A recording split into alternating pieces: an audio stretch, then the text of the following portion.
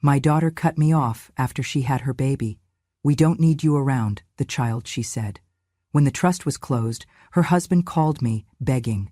I let it go to someone else. I arrived at Olivia's front door with trembling hands, carrying a bouquet of white peonies, pale petals, round and full, symbolizing motherhood and forgiveness. A silent hope that I might finally hold my granddaughter in my arms. The cool afternoon light caught the fragile blooms, making them glow in stark contrast to the polished concrete stoop I stood upon. My heart beat faster with each step toward the brass doorknob. Each heartbeat a prayer for acceptance and redemption I believed I might reclaim on this ordinary Tuesday afternoon. I rang the bell, a faint chime echoing down the hallways inside, and waited, chest tight, breath trembling, hoping her child would widen her arms for me rather than turn away. The door swung inward, revealing Olivia's face first, eyes cold and distant, lips set in a flat line.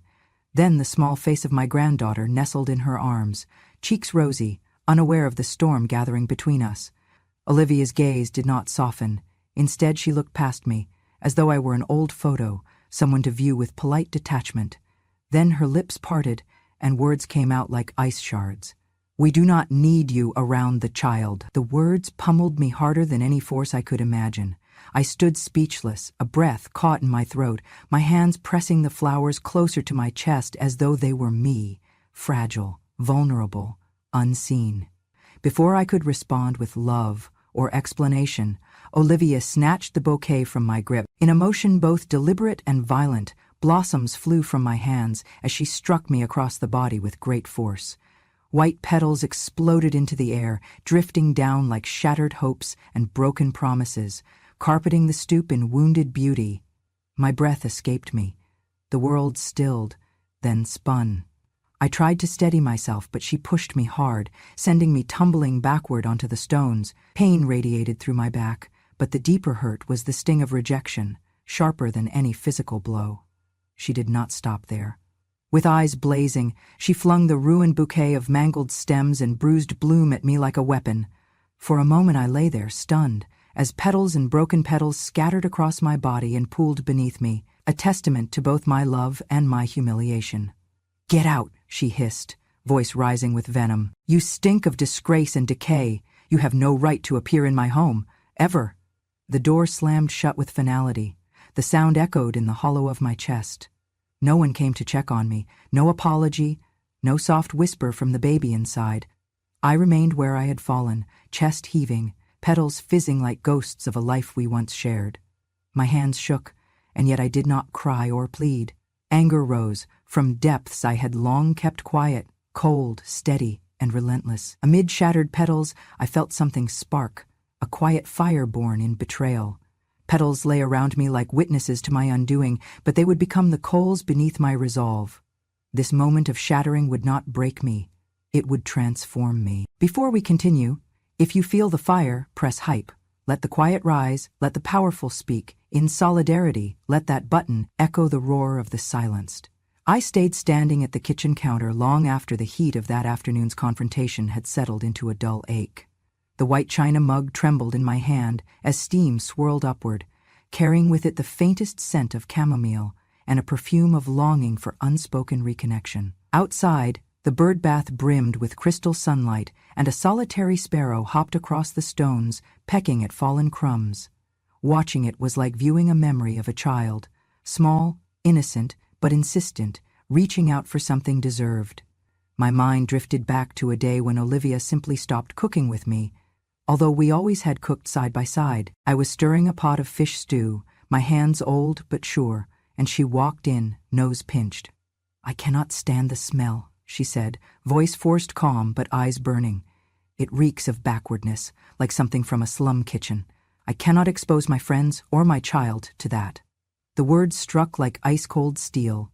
The fish stock simmering with onion, garlic, ginger, supposed to be comfort, to be tradition, was now tainted in her mind by I stood rooted, wooden spoon suspended, unable to speak as those words redefined our whole past. Because in that stew was every recipe I had taught her: dumplings, soup, laughter in the kitchen at 2 a.m. while she finished a school project, her leaning over my shoulder, entranced by the aromas. Backwardness. She had discarded me and the love in my cooking with that single breath. I wondered then, had I ever been more than a memory to her? Tears came, but my lips stayed sealed.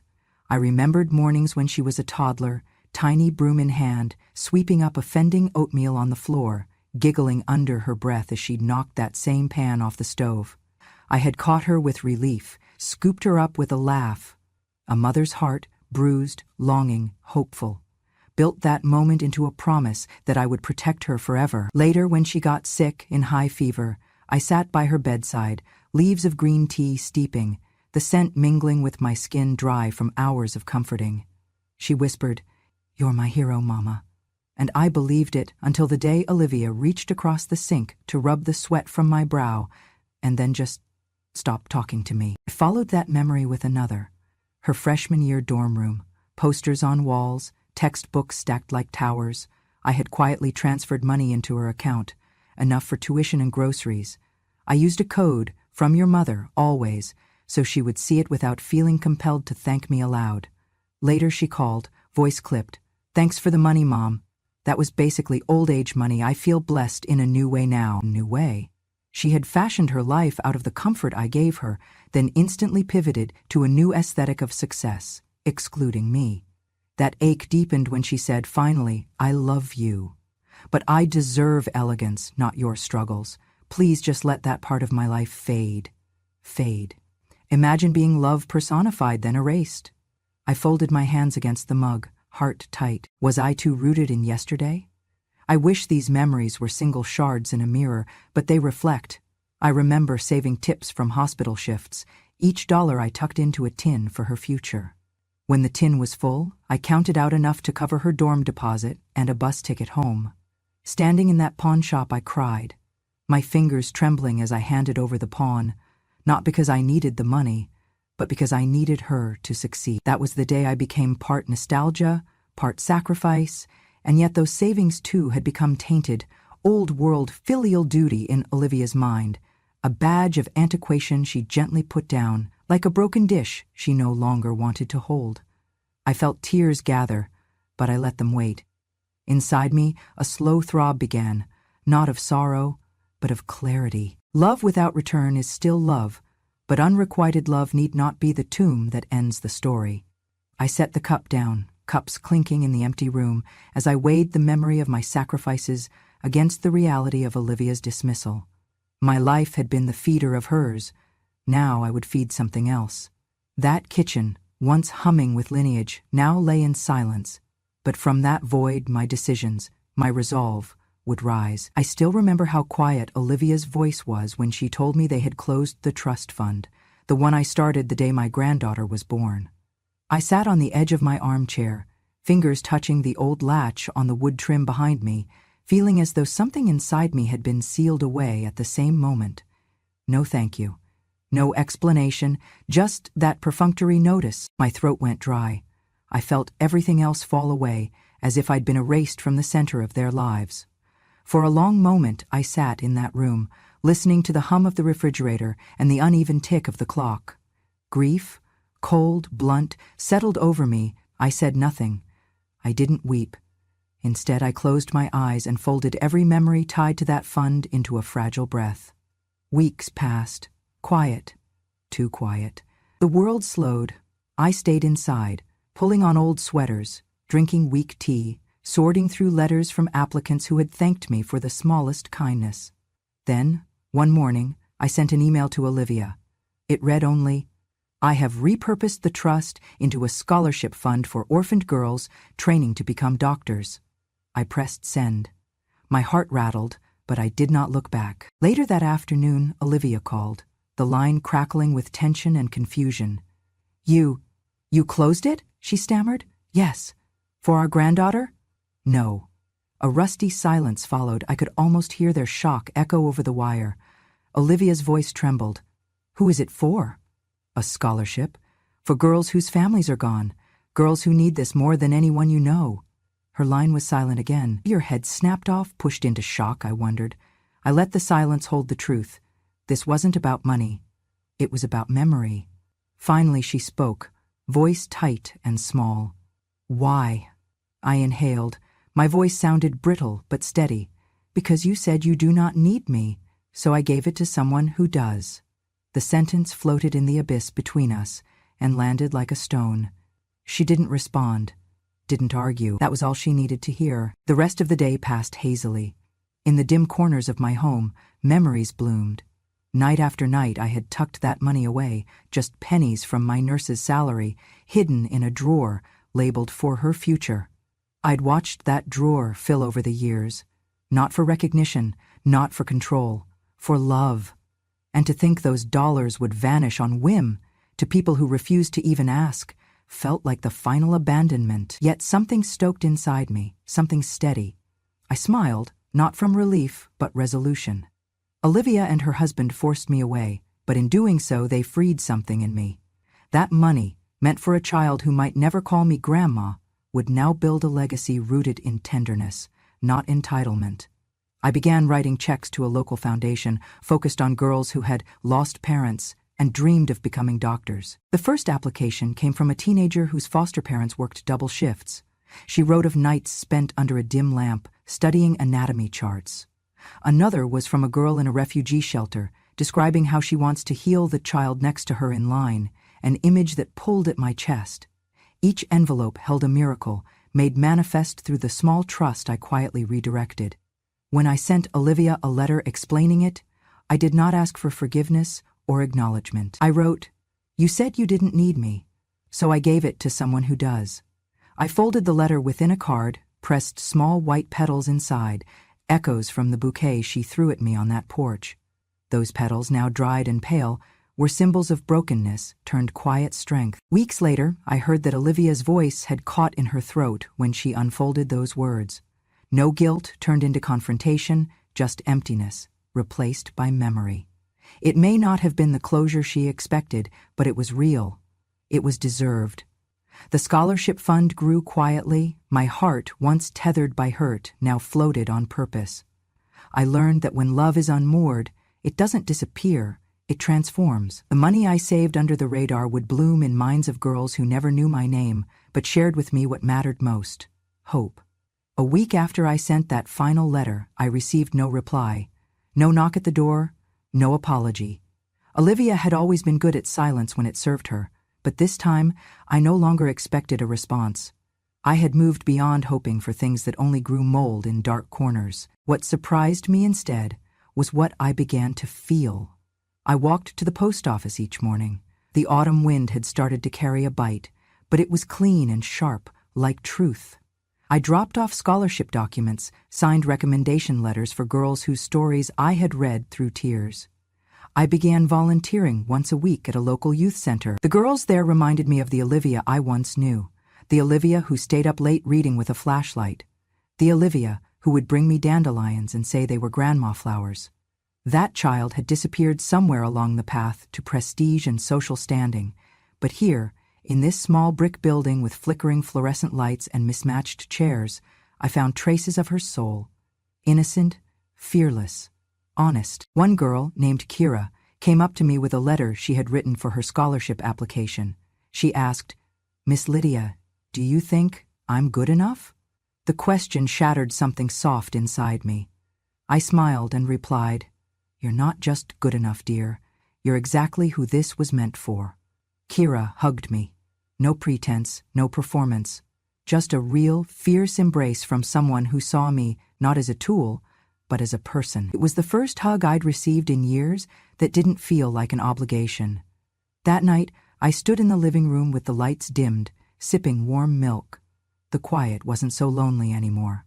I looked at the framed picture on the mantel, Olivia as a baby in my arms, the hospital bracelet still around my wrist. For the first time in months, I didn't ache when I looked at it. I only felt a bittersweet pride. And then came the unexpected. Olivia's husband, Thomas, called. His voice cracked on the line. I didn't know she'd shut you out like that. I thought the trust was still there." He sounded embarrassed, tired. "It's gone," I said, calm but firm. "It belongs to someone else now. But it was for our daughter." "No, it was for my granddaughter, and you both made it very clear that I am not a part of her life, so I chose someone who welcomed me into theirs." He didn't argue. Just silence. "I'm sorry." he whispered eventually. I let the words sit. You weren't the one who threw flowers in my face, I replied. I wasn't the one who stopped her either, he admitted. That earned a quiet nod from me, even if he couldn't see it. We spoke for a few more minutes, cordial, reflective.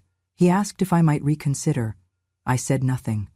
Silence has a way of saying no with more power than shouting ever could. That night I sat with my journal and wrote, "They expected me to fade. But I've never glowed brighter." A few days after the call with Thomas, I received a small envelope in the mail. It had no return address, but the handwriting was unmistakable. Olivia's, tight and neat, like someone trying too hard to control the mess. My heart skipped, foolishly hopeful. I opened it with trembling hands. Inside, a single note. You've made your point. We're moving on. Please don't contact us again. No salutation, no signature, no acknowledgement of the pain or the betrayal, just a cold dismissal dressed up as finality. I sat at the table, eyes scanning those few lines again and again until they lost all meaning. Then I lit a match and watched the paper curl and vanish into smoke in the ashtray I kept on the windowsill. I didn't cry, not this time. I had already buried every soft part of me she once knew. What she burned was only ash now. I walked out that afternoon, bought flowers, roses this time, not peonies, not a symbol of motherhood, just a reminder that something could still bloom after frost. I brought them to the community center and placed them on the table for the girls. They smiled. No one questioned why. No one mocked. No one struck me with them. That evening, I reviewed the scholarship essays. There were over 70 applicants now, many from cities I had never been to, girls who wanted to be pediatricians, midwives, nurses, and war zones. I read one essay by a girl named Renee, who lost her mother to cancer and had lived in 5 foster homes by age 16. Her dream was to return to her hometown and open a clinic where no one would be turned away. She ended her essay with, "Sometimes the people who save us are not the ones who gave us life, but the ones who gave us hope." I sent her the acceptance letter the next morning. Later that week, I received a message from the foundation I'd partnered with. They wanted to name the scholarship permanently in my honor, the Lydia M. Carter Fund for Women in Medicine. I agreed, on one condition. The first class of recipients must all meet each other, in person, and hear my story, not the scandal, not the press spin, but the truth. The center agreed. So I stood there, months later, before a room of 17 young women. I didn't wear pearls, I didn't cover my gray, I didn't even try to hide the tremor in my hands. I told them what I had been through, not with bitterness, but with purpose. How love, unreturned, does not make us empty, it makes us strong. How giving without being wanted may hurt, but giving where it is welcomed heals more than any apology ever could. Afterward, Renee came up to me and said, "You didn't lose a family, you built a new one." I smiled. That's the secret, sweetheart. Family isn't always inherited. Sometimes it's chosen. And somewhere in the silence of that moment, I felt Olivia's absence like a shadow that no longer frightened me. He arrived days later, Thomas, calling softly through the phone again. His apology this time wasn't layered with defense or excuse, it quivered with regret. He spoke of Olivia's resignation, how she unraveled at the company board meeting when news of the scholarship fund went public. "Everyone's talking about it," he said. "They say it was the perfect revenge, silent but absolute." I did not flinch. I only replied, "Justice does not always clamor. Sometimes it lives in quiet decisions. Sometimes it lives in quiet decisions." He asked if she had reached out, then paused, his voice small. "Will she?" I did not reply. That silence was louder than any answer could ever be. Meanwhile, the Lydia M. Carter Fund began to take shape. Each morning I pored over my modest savings, building the official endowment. Each name added, a girl who'd lost both parents, another who cared for younger siblings after school while working to pay tuition. Each name echoed back to me why empathy should never be conditional. I called local clinics and cancer wards, asking if they knew girls with the spark, the grit, the quiet hope to become doctors. One afternoon, a social worker called to say they had a candidate, Marisol, 14, undocumented, whose dream was to return one day and set up a community clinic in rural Mexico. I arranged a meeting, In person, in my dining room with chipped paint and a cozy feel that children seem to instinctively trust. Marisol arrived, shy and steady. She unfolded a list of facts. Good in biology, mother gone, makes tortillas after school to keep her brother in shoes. She looked at me, eyes round, and murmured, "I hate doctors who ask, 'Do you speak English?' first. I just want to heal people." I poured tea, offered her a seat, and shared nothing of my bitterness. When I was finished, my response was soft. "Then you will speak healing, even without words." She smiled, as if that was all the promise she needed. A few weeks later, I received an invitation to speak at a medical student panel on overcoming adversity. I was not a doctor. I had not white coat credentials. But perhaps the world needed to learn that resilience, not pedigree, defines healing.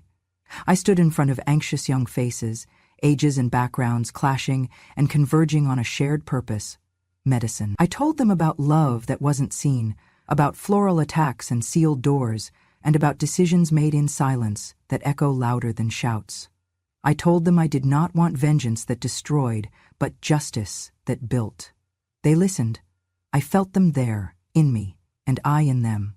Months later, I saw Olivia again. Across a news article, she was quoted, voice trembling, as saying she lost more than just a fund. She lost a mother. The words struck me, but I felt no bitterness. I had moved to a different ground.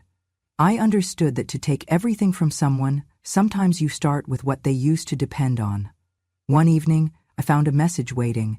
"I am sorry for everything. I cannot undo it, but I want to know more about what you started." It was from Olivia.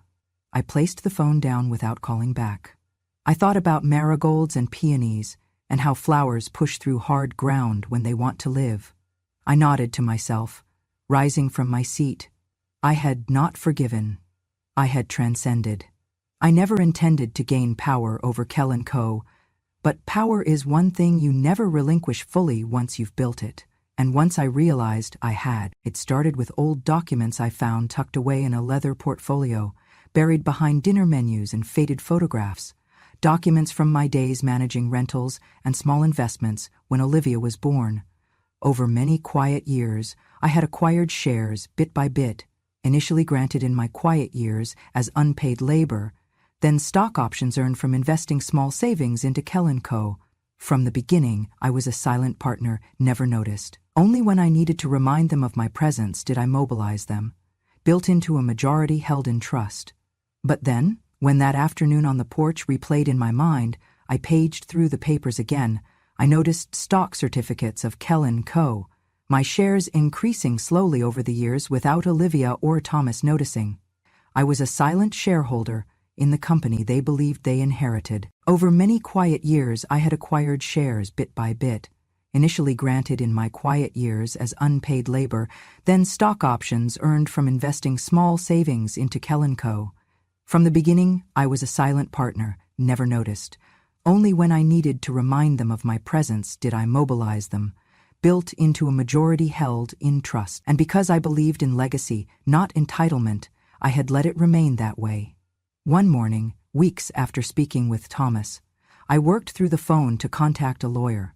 We used an irrevocable trust to transfer those shares to the Lydia M. Carter STEM Trust, a new entity dedicated to girls diagnosed with learning disabilities who wanted to pursue careers in science and medicine, girls whom the world dismissed, but whose minds burned with ambition. By placing the shares into an irrevocable trust, my ownership and control were removed from my name, unchangeable, unassailable, immune to reversal. I watched the paperwork shift in silent formality, knowing I had pushed the first stone in a landslide. When the news broke, founder's mother revokes control over Kell & Co., redirects shares to STEM Trust. Olivia and Thomas sat at the boardroom table, color draining from their cheeks. I saw it because I read the shareholders' update. Olivia's eyes flicked from the screen to a stack of folders made redundant in the second it took her to realize that the control she assumed she held was just an illusion. I did not feel triumph. I felt necessity. Kell's stock began to tumble. A controlling shareholder transferring shares to a trust, stripped of personal profit motive, sent chills through investors. They saw a red flag, interpreted as a lack of confidence in the company's future. Suddenly, trading halted. Murmurs turned into panic. Analysts drafted quick articles. Trust evaporates from table stake. Founders' intent questioned. Offices empty. The market collapsed, as though the company had been parted at the root. I read about it on my kitchen tablet, sipping tea again, at that same old table where dreams of reconciliation once hovered. There was grief, yes, perhaps even sorrow, for the friendship I had thought we would share. But deeper was the recognition that my decision was not rooted in pride. It was for generations that had no voice, for futures that would otherwise be erased. Beyond the financial collapse, something greater unfolded. Local headlines hailed the trust as a beacon of hope rather than a revenge plot. I had built something irreversible, not an empire, but a foundation. I received an email from Olivia days later. "Mom, why did you do this? You hurt us." My response was calm, unwavering, "Because you said you didn't need me, so I gave it to someone who does." She did not reply. Not long after, I received confirmation from the Trust's board. Kell & Co. had agreed to integrate philanthropic initiatives in their strategy: STEM, scholarships, community clinics. My granddaughter's name wasn't on any of it yet. Maybe one day. But for now, the company that had turned its back on me was now giving back to those who never turned theirs. Standing in my kitchen that evening, I looked at the place where Olivia once drank milk after school. The place that had witnessed the rejection, the retreat, and now the resurgence of purpose. I poured myself a fresh cup, hands steady, vision clear. Some powers cannot be reclaimed by force, but by faith and quiet action. I did not break anything. I built something better. I had not expected the world to notice, yet notice it did. The video, Olivia striking me with that bouquet, surfaced on social media, immediately detonating across platforms like a bomb. Instagram, TikTok, even LinkedIn feeds were laced with searing commentary and disbelief. Within hours, users tagged the video "granny assault" and "inheritance outrage." Comments exploded in outrage. "Eldest betrayal with petals. She hit her mother. That's unforgivable. What kind of daughter treats her own blood that way?" A snippet of audio appeared under the post, someone whispering, "That's the cruelest daughter of the year." Some called it a crime, some a cruelty of ultimate magnitude. For once, the world's collective heart seemed to sharpen in my direction, not hers. That attention cracked the fragile walls holding Kell & Co.'s share prices together. You see, when the social media avalanche hits, investors turned from cheerleaders into judges. Reputational risk morphed into financial risk. A board deck arrived in my inbox, before dawn, a flurry of internal memos. Share prices were falling, institutions were pulling out, analysts were warning of collapsing customer confidence and a lost brand foundation. Meetings turned from strategic optimism to frantic crisis sessions. By lunchtime, the board, still unaware I had redirected the majority of shares, received word that the scandal would cost the company billions in lost value and credibility. Within 24 hours, the board released an announcement.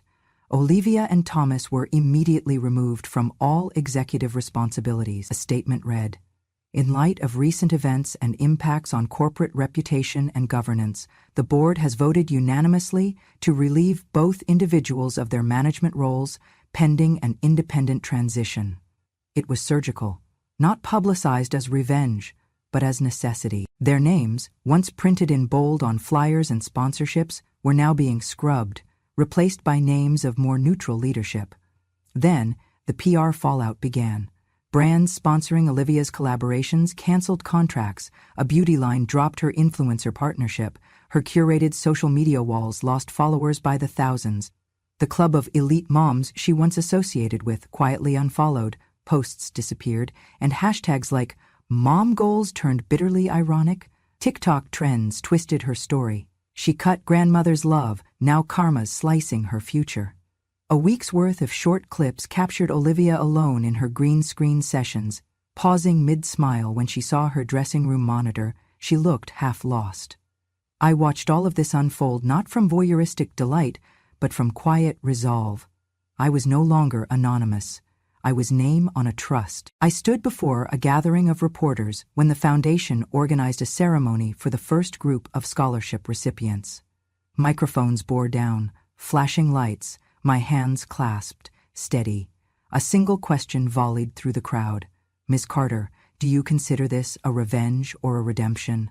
The room leaned forward. I looked at the teenagers seated behind me, bright, hopeful, future doctors. I spoke simply. "I was never your target. I was your backbone." That statement echoed much longer than any highlight reel could. No applause. But silence folded around me like understanding. Back at home, Olivia watched the coverage on her phone, her face liquefied with disbelief. She opened the trust's public statement. Legacy committed. Shares irrevocable. Mission unchallengeable. No pride in me, only shock, regret, and perhaps the slow thaw of memory. She reached for my number. Her finger hovered, but for now, she stayed quiet. Lydia's life continued. I watched as the company scrambled to regain footing. New leadership emerged. My trust was simultaneously a financial instrument and a moral beacon.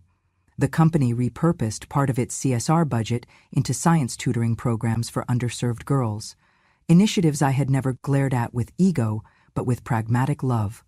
Olivia and Thomas retreated behind closed doors, out of the social eye. Mentions of them faded as news moved on, but the trust endured, funding one future doctor at a time, slowly but unmistakably rewriting its legacy. That was the moment the crisis peaked, their public collapse, their professional exile, but mine was a quiet ascent. It was not framed in vindictiveness, but in recalibration of worth. In the stillness after the storm, I realized that I had not just survived, I had become the force of change I never thought I could be. I met Lily behind the aging Red Crumb Brick Community Center, where the air smelled of chalk dust and hopes just beginning to take flight. She stood there, clutching a paper bag, eyes wide, not with fear, but with the familiarity of someone who had seen me when I was invisible. It was her who once secretly slipped me a sandwich through my mailbox during that dark chapter, when I had been publicly humiliated and banned from the home that used to lift me. That sandwich, plain and unpretentious, had tasted like water in a desert, like a whisper of belonging. Now she stood as the brightest artifact of all that endured. We sat on a worn wooden bench beneath budding cherry trees. The morning sun scattered petals around us, as if blessing what was about to happen.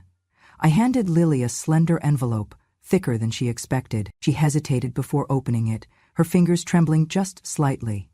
Inside were legal documents transferring the holdings of the Lydia M. Carter STEM Trust into her name, allowing her to use the principal whichever way she needed for her tuition, health, or whatever insists on worth. I watched as her breath caught, and eyes welled up.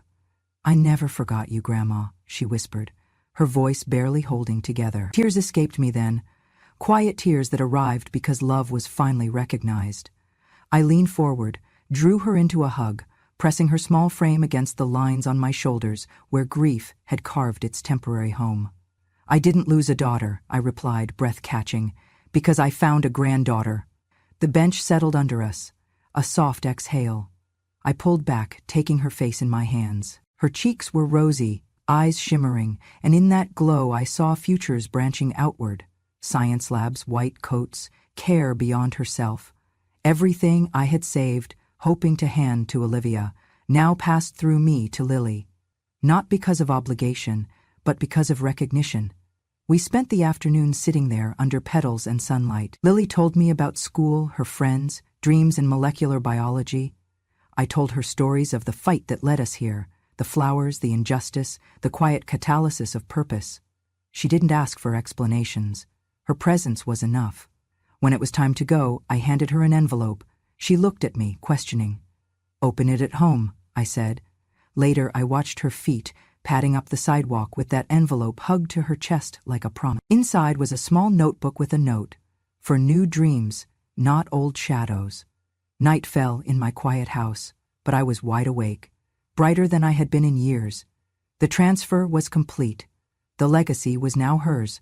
I had broken chains. I had built bridges. This was the new story. Quiet, resilient, anchored in the hope for someone else's sunrise. We were still family, redefined, but unbreakable. I moved into a modest house on the edge of town, a little cottage painted pale green, trimmed in white, with a garden that waited patiently for spring. The air here is softer, quieter, birdsong at dawn, the hum of bees busy about their work, and the sense that peace can grow when you stop chasing it. I planted flowers along the walk, marigolds and daisies, simple blooms for a simple life. That house, with its uneven floors and cozy kitchen, became my sanctuary, made still richer by purpose. I founded the Phoenix Scholarship, named for the mythic bird that rises from ashes. The name felt right: rebirth, renewal, hope forged from destruction.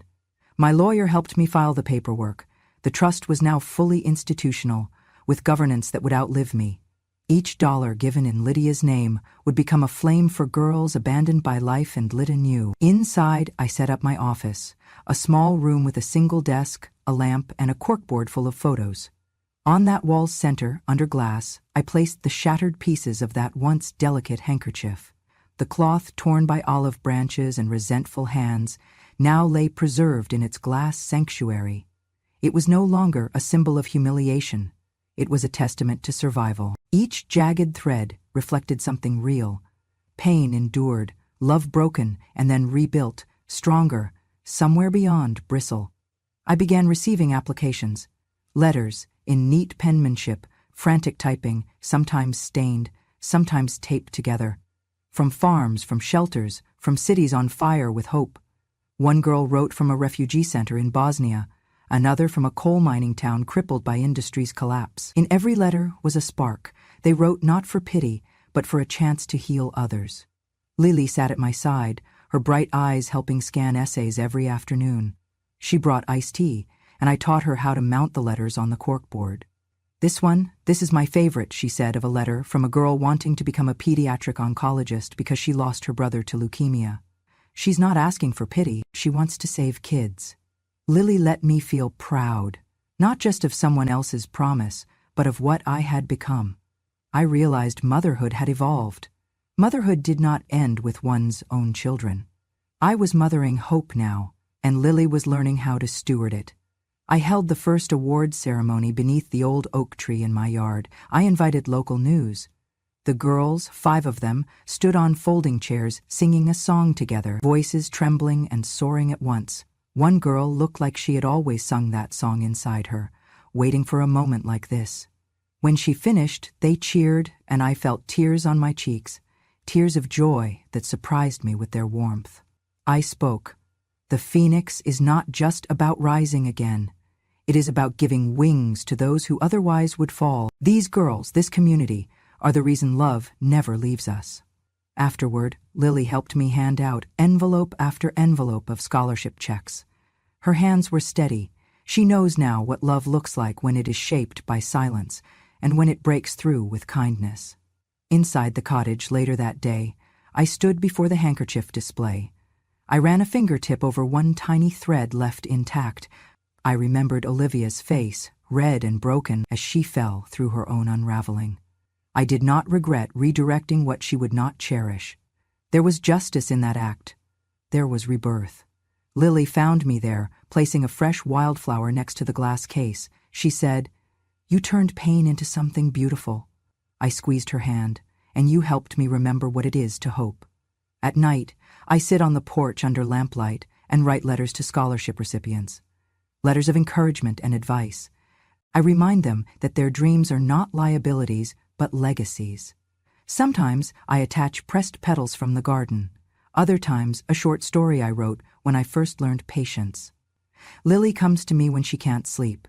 We talk about her dreams of university, the architecture school she loves, or the idea of working with medical device design to help doctors like those scholarship girls one day become. We plan trips to college campuses, talk of visiting libraries and lecture halls. For once, I am the safe harbor, as much as she is the promise beyond the storm. I look at the tranquil night sky and think, I have gone through erasure, public shaming, betrayal. I have walked through stones of broken love. But love, quiet, patient, resolute, restored me. My story did not end with dismissal. It began again in trust, in flame, in that handkerchief framed in glass, the brokenness that became a phoenix. And so I sit here, finally knowing that even in the aftermath of what was taken from me, everything that remains, hope, legacy, family speaks louder.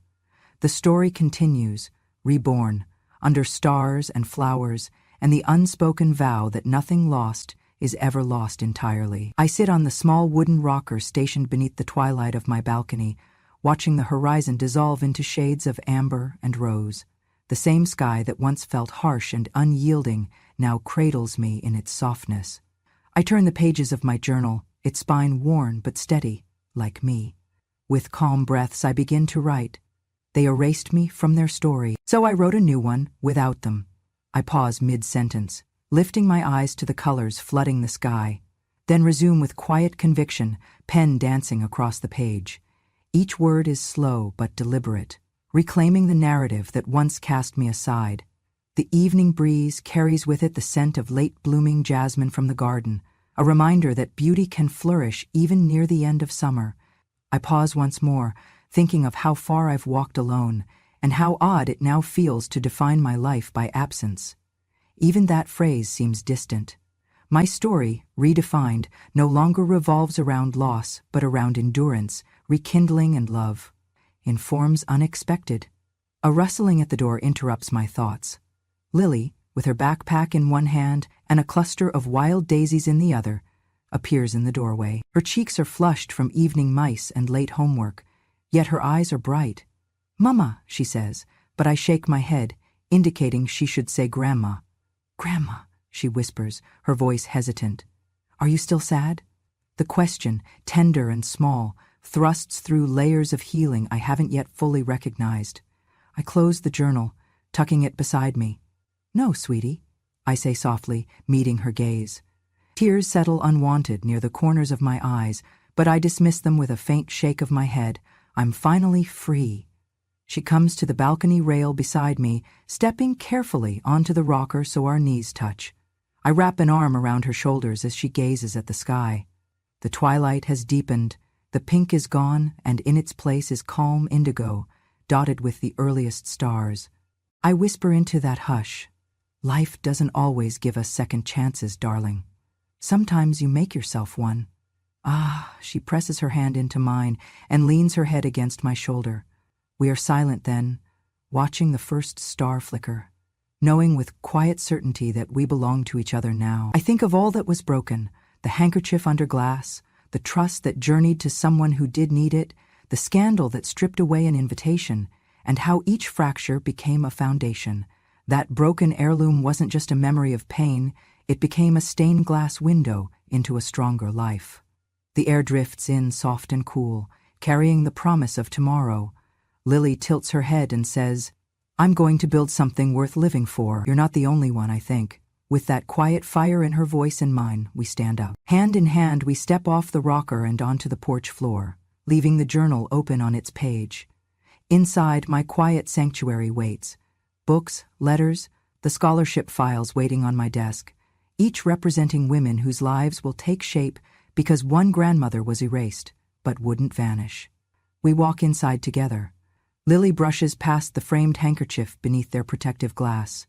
I see her fingertips catch on the edge of the fabric. I step forward, offer my hand to guide, and as we move past it, I whisper, "We don't live in the damage. We live in the healing." At her side, I feel light, not ephemeral, but rooted at last. That night, I write a closing sentence in the journal. This story ends not with absence, but with a seed planted in love. And that seed is enough. We turn off the lamp. The silence inside is peaceful, an embrace after a long winter. Outside, the night carries a hush that says everything ends, but everything begins again. The phoenix does not ask permission to rise. Thank you for walking this journey with Lydia. If this story moved you, if you felt the pain, the injustice, and the quiet triumph, don't forget to hit that hi button, like, and share with someone who believes in second chances. Tell us in the comments, have you ever been written out of someone's story only to write your own? And most importantly, subscribe to Grandma True Stories for more powerful, true inspired tales of resilience, betrayal, and redemption. Because every grandmother has a story, and some rewrite the ending. Turn on notifications so you never miss the next chapter.